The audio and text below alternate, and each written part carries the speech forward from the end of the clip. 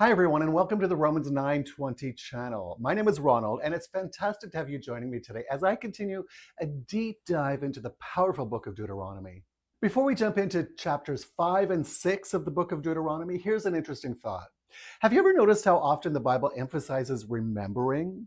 In these chapters, Moses is constantly urging the Israelites to remember what God has done and what he has commanded. It's a foundational principle for a life of faith, and we're about to unpack why it's so crucial. These two chapters form a powerful core of Moses' second address to Israel, laying out the very heart of their covenant relationship with God.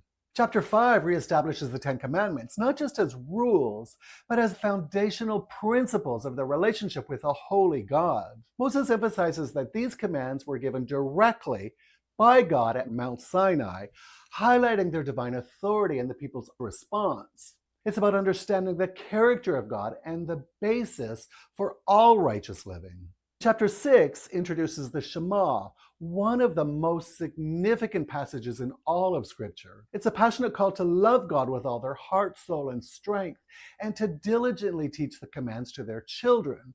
This chapter emphasizes the importance of internalizing God's word, making it central to daily life, and to pass on the vibrant faith to future generations. It also warns against forgetting God in prosperity. Now, here's a verse-by-verse breakdown of chapter 5, verses 1 to 5. Moses begins by calling all Israel together and reiterating the importance of the laws and decrees that God is teaching them. He emphasizes that the covenant made with God at Horeb was not just with their ancestors, but it was with them also, the generation that was standing before him. This is crucial. God's commands are alive and relevant for every generation. He reminds them of the terrifying presence of God speaking from the fire, highlighting the seriousness and divine origin of these laws. In verses 6 to 21, here, Moses recites the Ten Commandments, the very words God spoke directly to them. This isn't just a list of rules. It's a blueprint for a holy and just society. And it's the foundation of their relationship with God. From having no other God before him to honoring parents and not stealing or lying. These commands cover their relationship with God and each other, reminding them of the non-negotiable principles for living in a covenant with the Almighty God. Verses 22 to 33, Moses recalls the people's fear when God spoke directly from the fire. They asked Moses to be their mediator, to hear God's word, and to relay it to them. God affirms their request, acknowledging their good intentions. Moses urges them to be careful to do what the Lord your God has commanded. Do not turn aside to the right or to the left. He promises that by walking in all of the ways that God has commanded, they will live, prosper, and live long in the land. This section highlights the awe of God's presence and the importance of unwavering obedience. Now, chapter 6, verses 1 to 3, Moses continues his instruction, emphasizing that these commands are for them to follow in the land that they're crossing the Jordan to possess. The purpose of these commands is so that they, their children, and their grandchildren may fear the Lord and enjoy a long life. He urges them to listen, to be careful, and to obey, promising that it may go well with you and may increase greatly in the land flowing with milk and honey. This sets the stage for the Shema, connecting obedience directly to blessing and prosperity in the promised land. In verses 4 to 9, this is the famous Shema, meaning hear in Hebrew. Hear, O Israel, the Lord our God, the Lord is one. Love the Lord your God with all of your heart and with all of your soul and with all of your strength. This is the core command, total devotion to the one true God.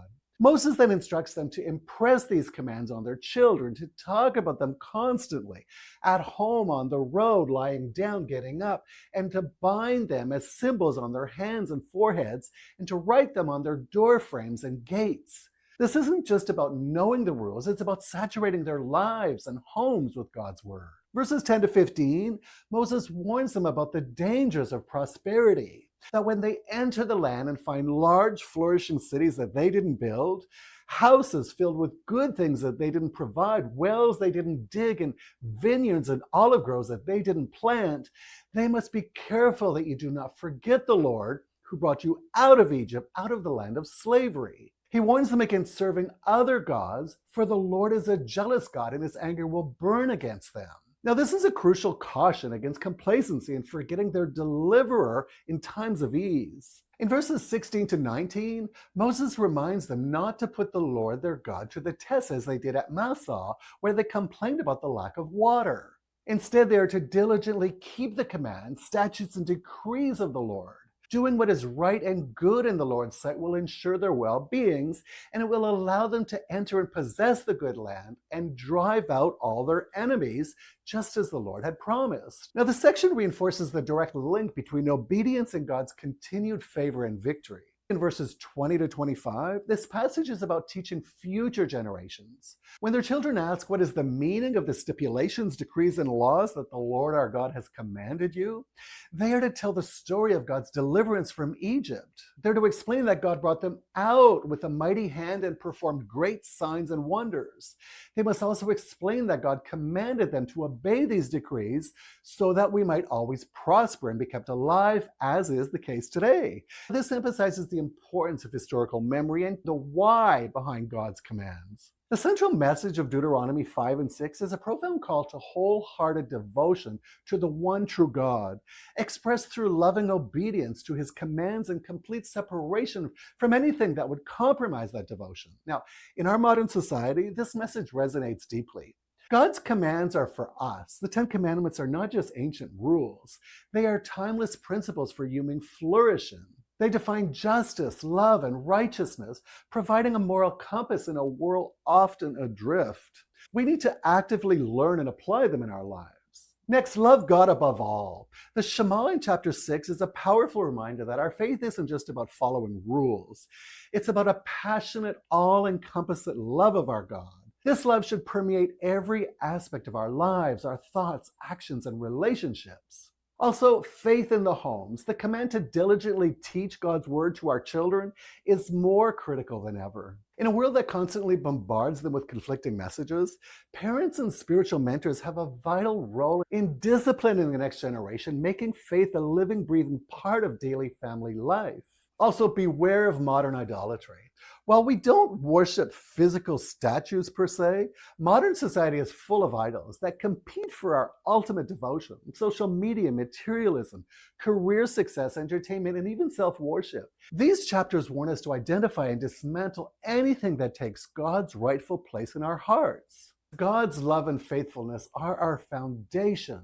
So ultimately, God's commands stem from his love and faithfulness, and understanding that he chooses us and loves us unconditionally, it empowers us to obey, knowing that his ways are always for our own good.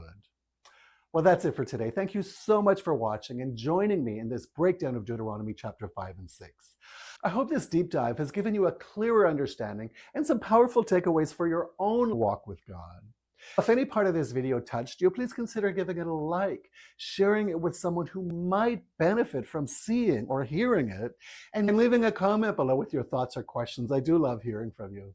Your engagement truly helps the channel grow. And don't forget to subscribe so that you don't miss our next video as we continue to explore God's Word. So until next time, stay blessed.